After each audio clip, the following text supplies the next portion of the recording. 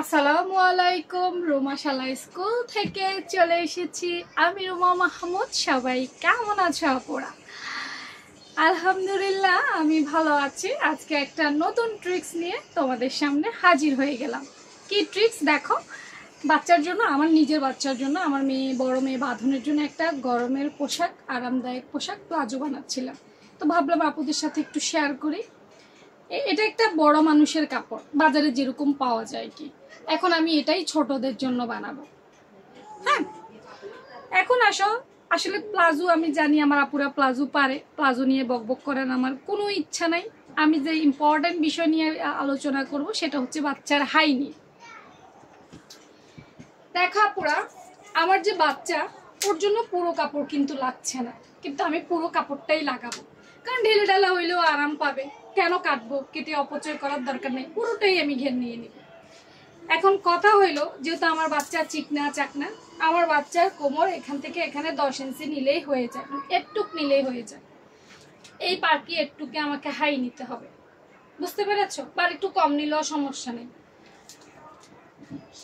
এখন এই যে হাই, এখান থেকে এখানে হাই, নর্মালি আমি আমার বাচ্চার জন্য 12 ইঞ্চি নিতাম, কিন্তু আজকে আমি আমার রুলসটা ব্রেক করব। মানে আমি 12 ইঞ্চি নিতাম, কিন্তু আমি এখন 12 ইঞ্চি নিব না।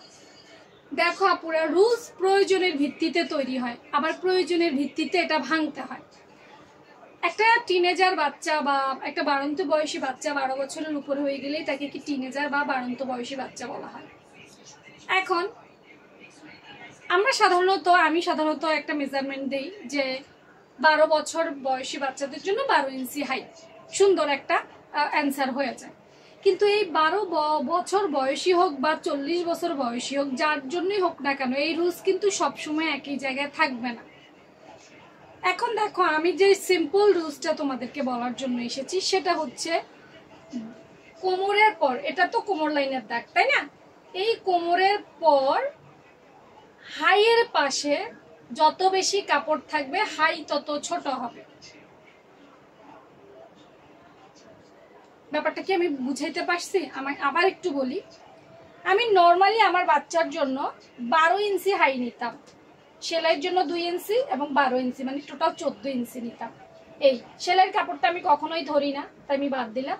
আমি 12 ইঞ্চি নিতাম। তো 12 ইঞ্চি দাগটা কিন্তু এখানে আসতো, কিন্তু এই প্লাজোটা তৈরি করতে গিয়ে আমি হাই নিব 10 ইঞ্চিতে। এই যে হাই নিব 10 ইঞ্চি। আমি এখন অনেকে বলতে পারো আপু কি ছোট হয়ে যাবে? না, ছোট হবে না, হাই ছোট হবে না। আমাকে কি করতে হবে? প্রয়োজনে কমাইতে হইতেছে। এই যে এখান থেকে এখানে এই কাপড়, এইখানের দূরত্ব অনেক বেশি। একদম সিম্পল ভাবে যদি তোমরা বোঝো, হাইয়ের অংশ যদি বেশি চওড়া হয় তাইলে হাই ছোট করে দিতে হবে, না হয় এটা কিন্তু অনেক বড় হয়ে যাবে। এটা সবার ক্ষেত্রে, শুধু আমি আমার বাচ্চার জন্য তৈরি করছি ব্যাপারটা তা না। দেখো, আমি যদি ধরো আমার জন্য বানাইতাম, আমার জন্য 13 নিতাম, হয়তো এখানে এটা ছোট অংশ থাকতো, তাই না?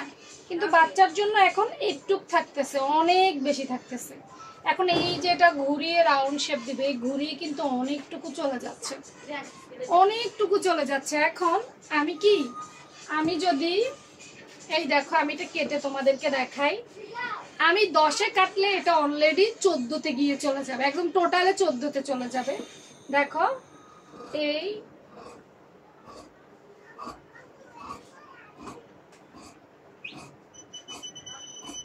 আমি কিন্তু 10 ইঞ্চিতে কাটতেছি। হ্যাঁ, এই দেখেছো কেটেছি। এখন আসো, হাইটা যদি আমরা এভাবে টান দেই, এভাবে টান দেই, দেখো কত 16.5-তে এসেছে। টোটাল 16.5-তে, দেখো টোটাল 16.5-তে চলে এসেছে।